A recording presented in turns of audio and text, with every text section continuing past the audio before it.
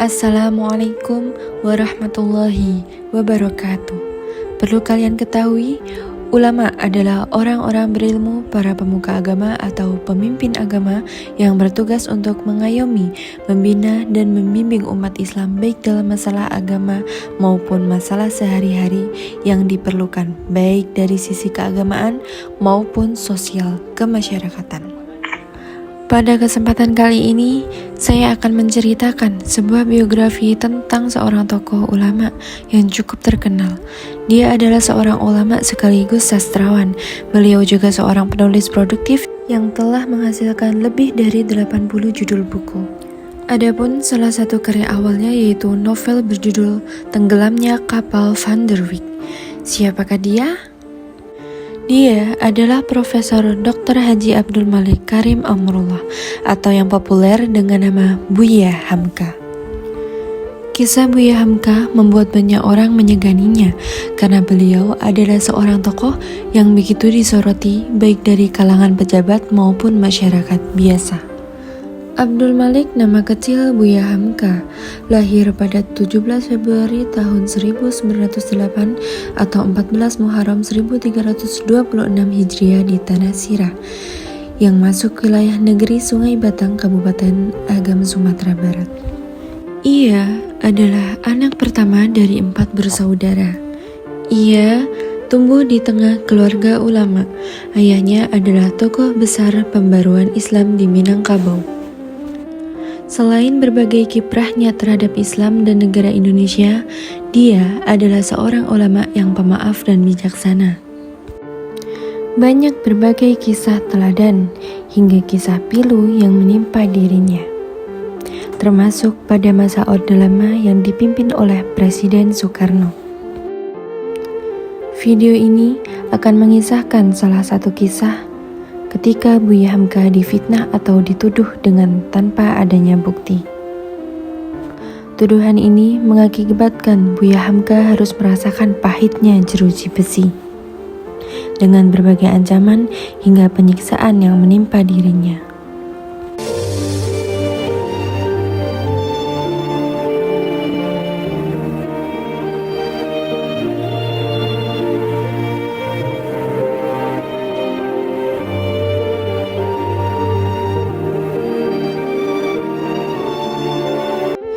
Bulan suci Ramadan pada tanggal 27 Januari 1964 merupakan cobaan berat bagi Buya Hamka. Ketika Buya Hamka baru saja beristirahat setelah memberikan pengajian mingguan di Masjid Al-Azhar, Jakarta Selatan, pada siang hari di tengah istirahatnya, tiba-tiba Buya mendapatkan tamu beberapa orang laki-laki yang berbadan tegap.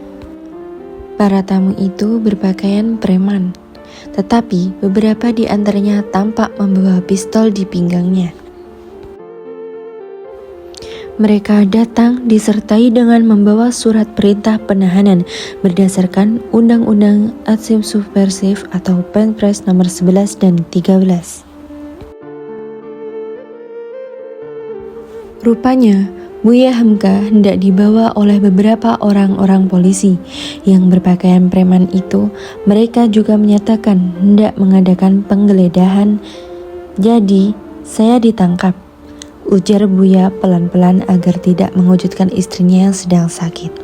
Buya sendiri masih diliputi keheranan atas kedatangan polisi yang berpakaian preman itu. Tidak ada informasi kemana Buya Hamka hendak dibawa. Para polisi itu memberi pesan agar pihak keluarga menghubungi Mabes Polri untuk informasi lebih lanjut. Dalam kondisi letih berpuasa dan tidak tahu menahu apa kesalahannya, Buya Hamka dibawa bersama polisi yang menjemputnya.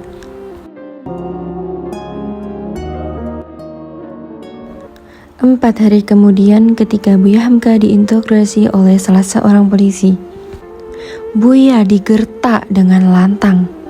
Saudara pengkhianat, menjual negara kepada Malaysia, gertak salah seorang polisi kepada Hamka. Tuduhan yang tidak terkira, tuduhan sebagai pengkhianat bangsa, tentulah sangat menyakitkan hati Buya Hamka. Buya terguncang dan hampir terpancing emosinya. Buya hanya menangis dalam tuduhan yang tidak beralasan itu. Dengan isak tangis yang lirih, Buya menyela gertakan polisi itu. "Janganlah saya disiksa seperti itu. Bikin sajalah satu pengakuan bagaimana baiknya akan saya tanda tangani. Tetapi kata-kata demikian janganlah saudara ulangi," kata Buya Hamka kepada seorang polisi. "Memang saudara pengkhianat," balas salah seorang polisi kepada Buya Hamka. Dalam tuduhan yang tidak berdasar dan menyakitkan itu, ternyata Buya Hamka dituduh terlibat dalam rapat rahasia menggulingkan Presiden Soekarno. Dia dituduh menerima uang 4 juta yang tidak jelas mata uangnya dari Perdana Menteri Malaysia. Selain itu, Buya juga dituduh memberikan kuliah yang bersifat subversif dan berbagai tuduhan kejahatan lainnya. Akhirnya, tanpa adanya kejelasan, Buya Hamka ditahan tanpa proses pengadilan. Hamka benar-benar dihadapkan dengan situasi yang amat berat. Dia terpaksa menghabiskan ibadah puasa di balik jeruji besi. Namun, Hamka tidak sendiri. Sejumlah tokoh lain mendapat perlakuan yang sama. Bahkan ada yang diamankan jauh sebelum Buya Hamka dipenjara. Situasi politik kala itu rupanya yang menjadi sebab penderitaan Hamka dan keluarganya. Kalau kata-kata saja tidak dapat menyehatkan jiwa yang keblinger, apa boleh buat?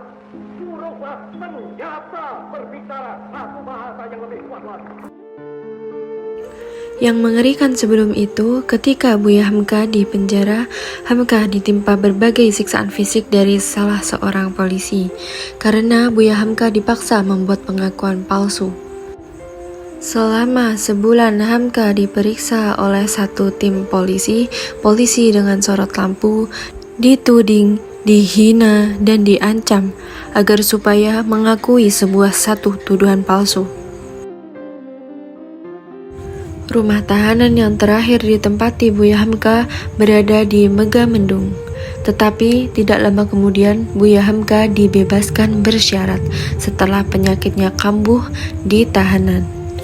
2 tahun lebih Buya berada dalam tahanan yang sepi dan dingin, dengan berbagai hinaan hingga penyiksaan fisik yang menimpanya. Setelah Hamka menjalani perawatan di Rumah Sakit Persahabatan, tidak lama kemudian Buya Hamka dibebaskan setelah kekuasaan beralih menuju kekuasaan ke Orde Baru. Selain kisah pilu yang menimpa Buya Hamka, ada pula kisah teladan Buya Hamka.